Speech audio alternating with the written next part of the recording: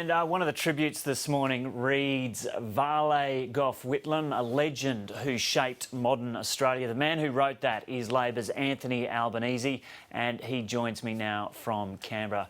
Anthony Albanese, good morning. A sad day for the Labor Party. How are you feeling? It is indeed a sad day for the Labor Party, but more importantly, it's a sad day for the nation. Gough Whitlam was a giant who had a gigantic impact on this country. I think that modern Australian history can almost be defined as pre-Whitlam and post-Whitlam. His impact was that significant in having the vision to envisage a future of a modern Australia, but also having the ability to help shape that future. What role did he play in you as a youngster developing a passion for politics? Oh, look, I well remember, handing out as a young kid, handing out in 1972, and the happiness and thrill that went through my household and through my community. I grew up in public housing in Camperdown, and you voted Labor. And they started you pretty young, handing out those votes. Absolutely. Absolutely, you handed out how to votes, and you voted Labor, and that's what you did. And it was very much a part of the culture that almost everyone was in the Labor Party, including my mother and my grandfather, who I live with as well.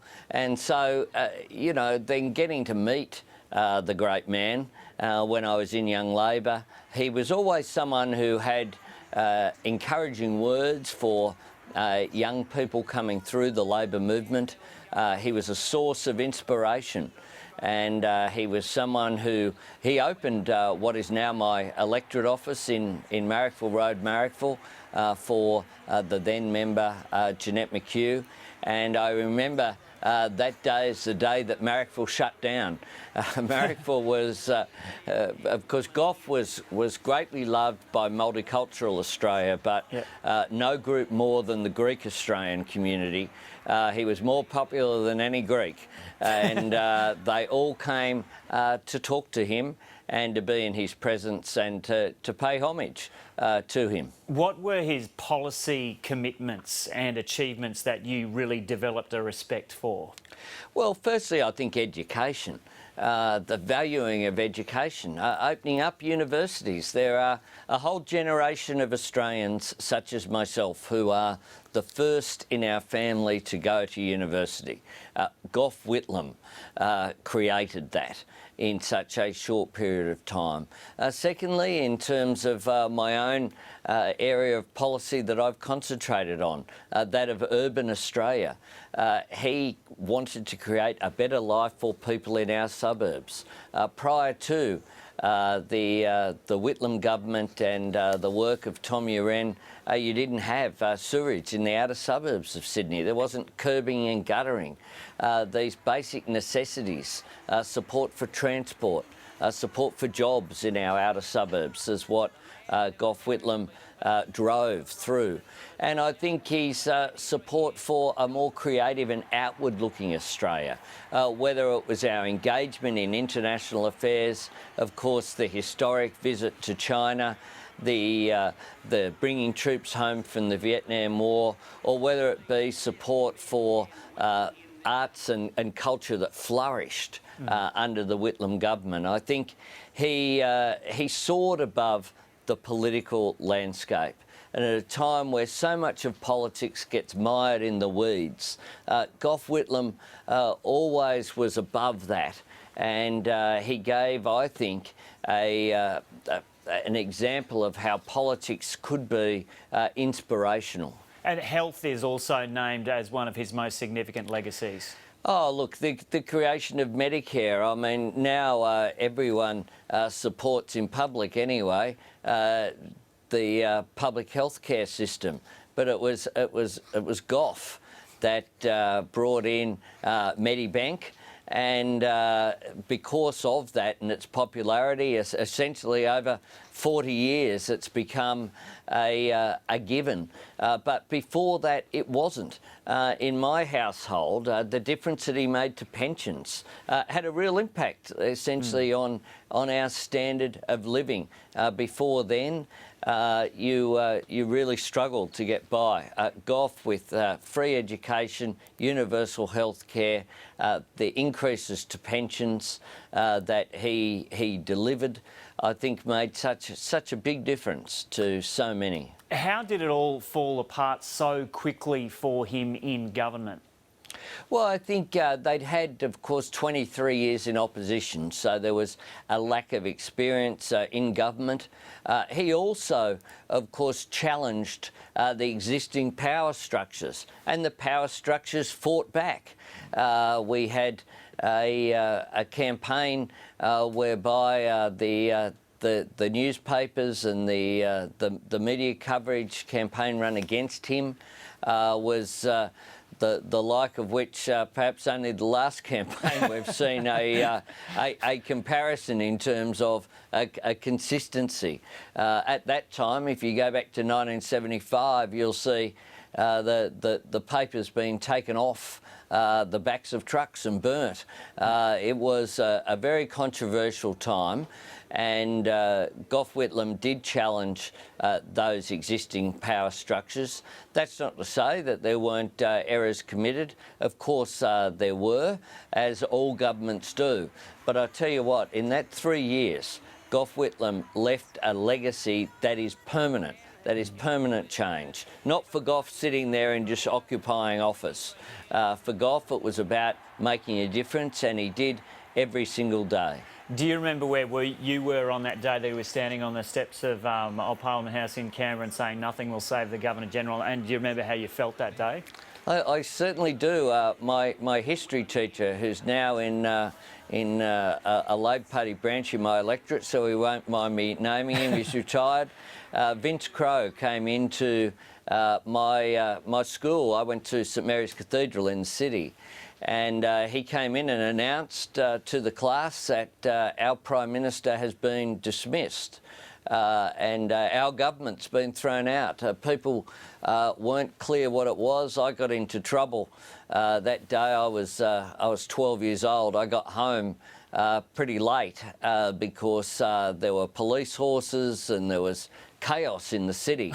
And we hung about and became part of the, really as observers rather than participants in what was going on. This was these were turbulent times, and the big demonstration against the dismissal was held in the Domain, and I didn't go to school. We all went across and went to the demo. As a 12-year-old? And the good old Christian brothers, no one got into trouble for skipping class either. As someone who was so passionate about what happened that day, how did you feel when the election was lost? Was there a sense of disbelief?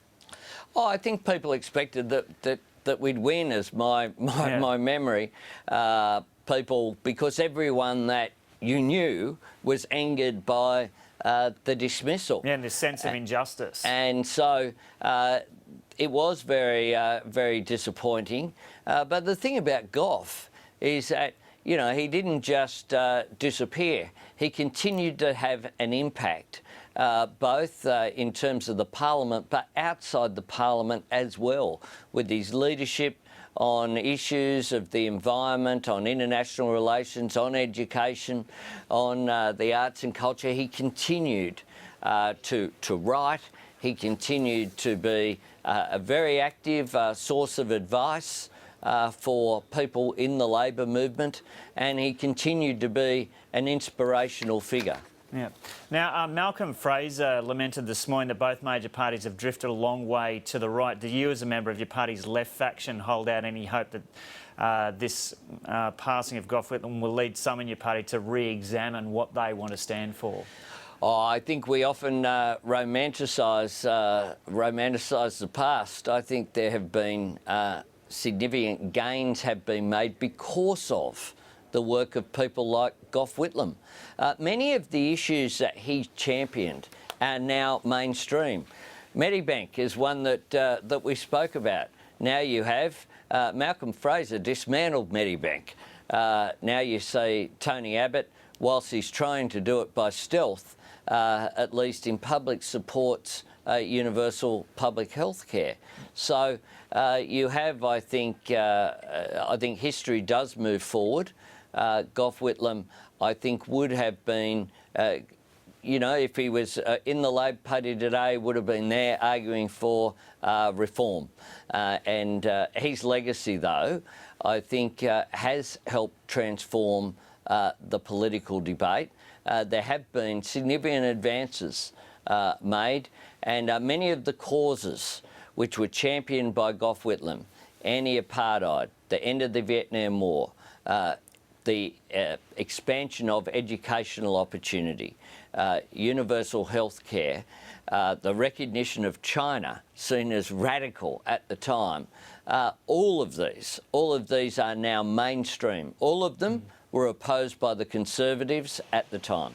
And another of those causes that you didn't mention there that you've tweeted about this morning, and I might just bring up an image now of something that you have retweeted this morning. It's a photo, that classic photo. We've heard that comment this morning from Gough Whitlam, probably the most identifiable political comment of Australian history, with him saying nothing will save the Governor-General. Then we've got this photo that you've retweeted this morning of Gough Whitlam with a fistful of dirt from the red dirt of Central Australia, and that dropping that dirt through the hands of an Aboriginal man. Just tell us about that moment and how significant that is. Well, I think that's the moment when people look back that the path to reconciliation really began. That's the turning point. From that point, there was no moving back. There'd been, of course, much campaigning, and that, of course, was a result of the conflict that had been there on the Vesties land in the Northern Territory, the struggle for Indigenous rights and land rights, and Gough Whitlam, I think, was again ahead of his time. He was prepared to push out there the agenda, and Gough Whitlam, I think, will be remembered for that. I know that the first Australians, certainly in my local community, has a considerable Aboriginal population, and they regard Gough as just being up there on the pedestal. It'll be a very sad day for so many Australians today, because the thing about Gough, and I think this does say a lot about him, is that even though he was 98 years of age and had been in ill health, it's still a shock. Yep. Because we can't imagine an Australia without Gough Whitlam's presence. And I think that says a lot about him and the contribution that he made. Anthony Albanese, thanks so much for setting time aside this morning to talk to us. We've actually got to let you go because that party room meeting's beginning in about 15 minutes' time. That's going to be a big moment for Bill Shorten too, with his address to the party room today. Indeed. Thank you. Okay.